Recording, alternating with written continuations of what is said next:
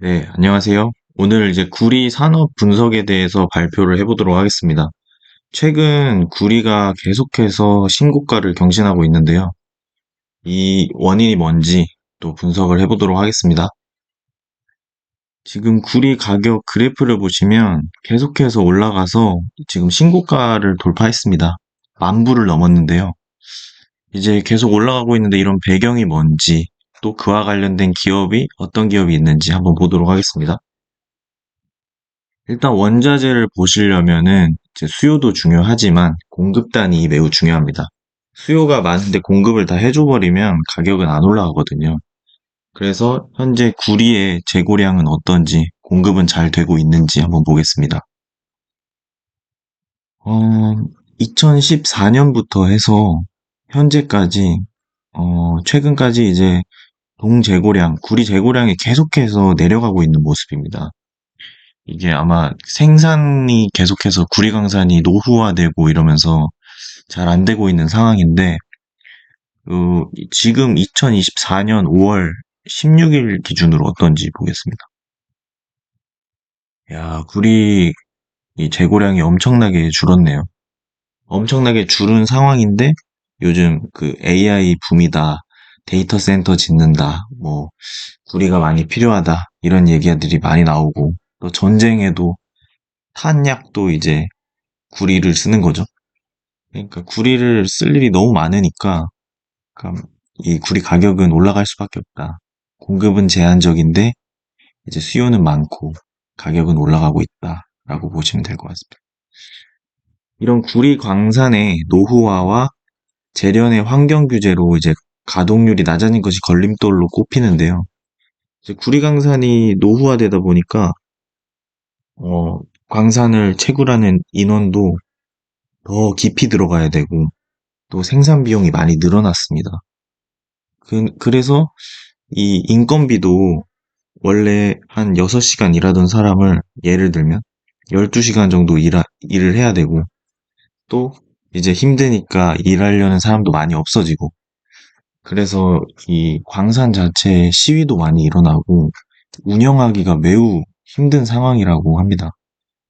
그래서 현재 구리가 한 12,000달러 정도는 돼야 이게 단가가 맞는다고 하더라고요.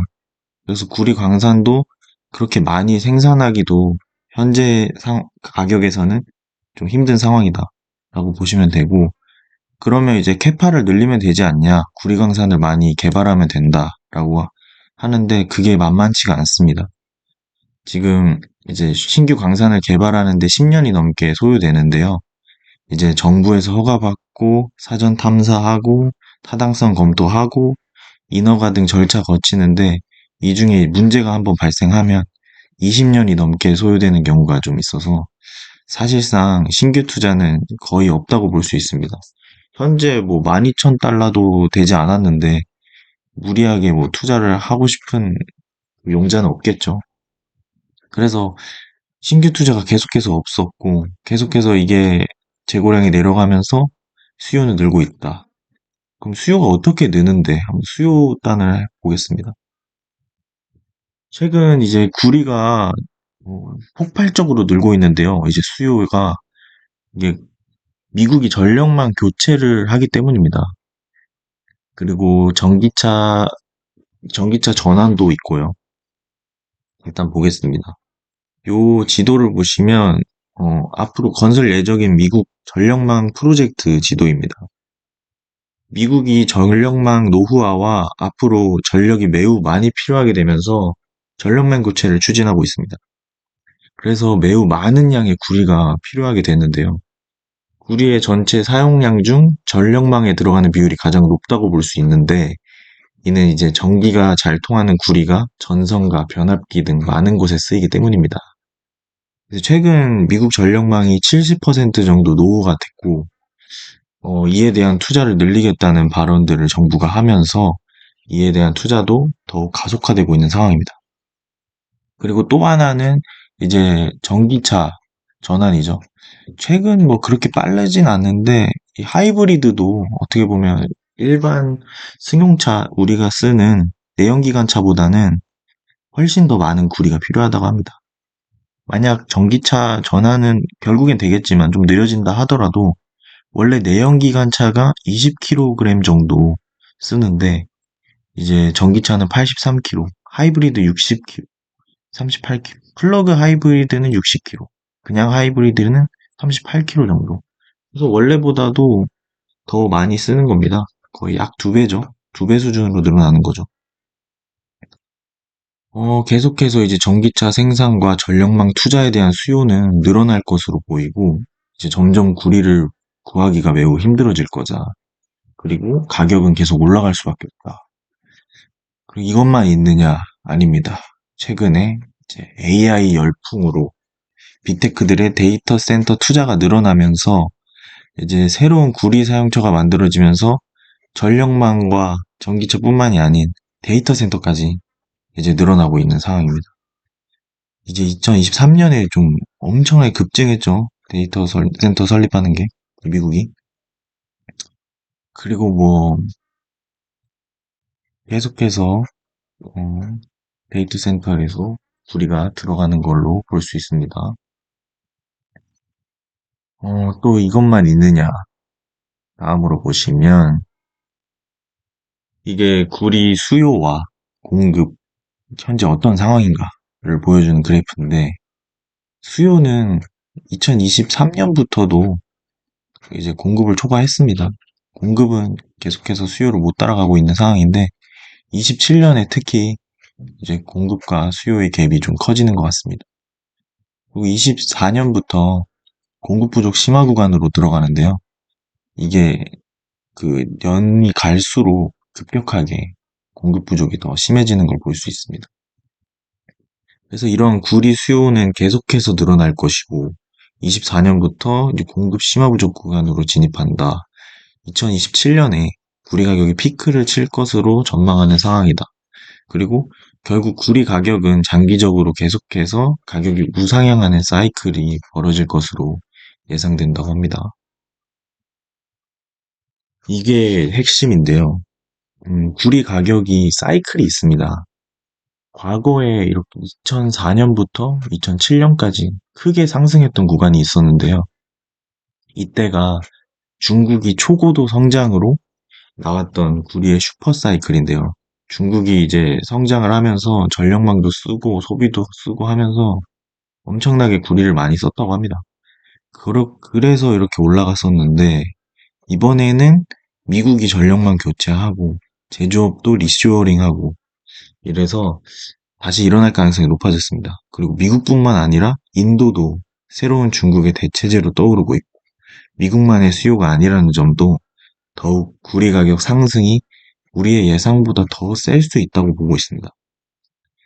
또 AI의 붐 또한 전 세계적인 전력망 확충 계획을 이제 미국 말고도 뭐 한국, 일본, 뭐 중국 다 전력망 더 보강할 수 있잖아요. 그래서 이런 것들 계획을 더 이끌어내면서 더욱 많은 나라들이 전력망 구축할 가능성이 늘어날 것이기 때문에 이러한 이슈들은 이제 새로운 구리의 슈퍼 사이클을 만들어낼 수 있다라고 볼 수 있습니다. 그래서 그럼 뭐 어떤 기업에 투자를 해야 되냐라고 보면은 미국의 이제 구리 광산 채굴 업체죠. 프리포트 맥모란, 서던 코퍼가 있고 한국 기업으로는 LS 일렉트릭, 대한전선, 풍산까지 볼 수 있겠습니다. 저는 개인적으로 이번 구리 사이클에선 전선주가 대장이라고 보고 있는데요. 이게 최근 바이든이 5년 동안 미국 내에서 16만 킬로미터 전송선을 개선할 계획을 밝히면서 더욱 주목받고 있습니다. 그리고 이와 관련된 기업 중 전선주가 가장 강할 것으로 보입니다. 그래서 저는 LS에 대해서 한번 보도록 하겠습니다. LS 재무제표인데요. 매출액이 꾸준히 2021년부터 계속해서 상승하는 것을 볼 수 있습니다. 이게 23년에 급격하게 늘어났는데 이때부터 전력망 확충 계획이 나오면서 이슈가 됐던 걸로 보입니다. 영업이익도 계속해서 매출이 올라가는 만큼 잘 따라가고 있는 모습이고요. 영업이익률은 3%에서 4% 사이대로 나오고 있고, 이거는 구리 가격이 올라갈 때마다 더 이제 개선되는 방향으로 나올 것 같습니다. 음, 솔직히 이 기업은 구리 가격이 거의 주가를 반영한다고 볼 수 있기 때문에 구리 가격이 계속 올라간다면 주가는 계속 올라갈 수 있다고 저는 보고 있습니다. 그 LS가 지주회사인데요. 지주회사인데 지주회사 디스카운트나 뭐 이런 거를 받지 않냐 하는데도 주가가 지금 되게 강하죠. 한번 보겠습니다. LS 전선, 이게 진짜 전선주죠. 전선을 이제 담당하고 있고, 전기동 알루미늄, 이렇게 전선 선제 하고 있고, LS 일렉트릭. 이게 과거 LS 산전이라더라고요. 이게 이제 뭐, 강판, 차단기, 뭐 변압기, 뭐 그런 것들 취급하는 거고, 동관 이런 것도 취급한다더라고요. LS 엠트론, 이거는 뭐, 트랙터, 뭐, 그 기구, 농기구, 뭐 이런 것도 한다고 하고, LS M&M, 이게 거의 LS만의 제 특징이죠. 이게 재련 회사인데 국내에도 하나밖에 없습니다. LSNM은. 그래서 좀 더 프리미엄을 받을 수 있는 요소가 아닌가. 그리고 재련 회사들이 중국에 많은데 이번에 그 구리 광산에서 뭐 서로 이제 공급단하고 수요단하고 부딪히면서 그 중국 재련 회사들이 또 파업을 했어요. 그래서 또 재련 가격도 이번 분기 실적에서는 좀 적자가 나왔지만 앞으로는 또 좋게 나올 거라고 예상이 됩니다. 그래서 그에 대한 또 수혜를 받을 수 있을 것 같고 2분기부터는 LS가 실적이 좀 더 좋아지지 않을까. 또 새로운 밸류에이션 리레이팅이 가능하지 않을까라고 생각하고 있습니다.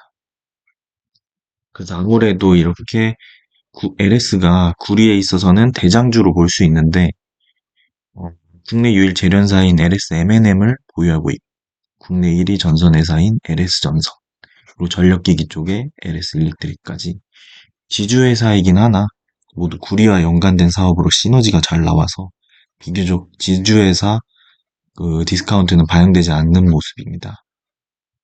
실제로 주가를 보시면 2004년부터 2007년까지 슈퍼사이클로 왔을 때를 한번 보시죠. 이때부터 2004년이거든요. 2004년부터 2007년까지 이게 지주회사라고 보기에는 아주 강력한 상승을 했던 모습이 나오고 있습니다. 대한전선, 뭐 일렉트릭 뭐 다 비교해도 LS가 엄청 강력한 모습입니다. 그래서 이번 슈퍼사이클이 최근 이제 10,000달러 돌파했기 때문에 여기서부터 이제 이만큼 열려 있다고 보시면 되고요. 사실 여기보다 더 갈 수 있습니다. 그래서 이걸로 봤을 때 과거 10,000달러 수준에서 주가가 이 정도 갔었다. 근데 현재 그 여기를 뛰어넘었잖아요.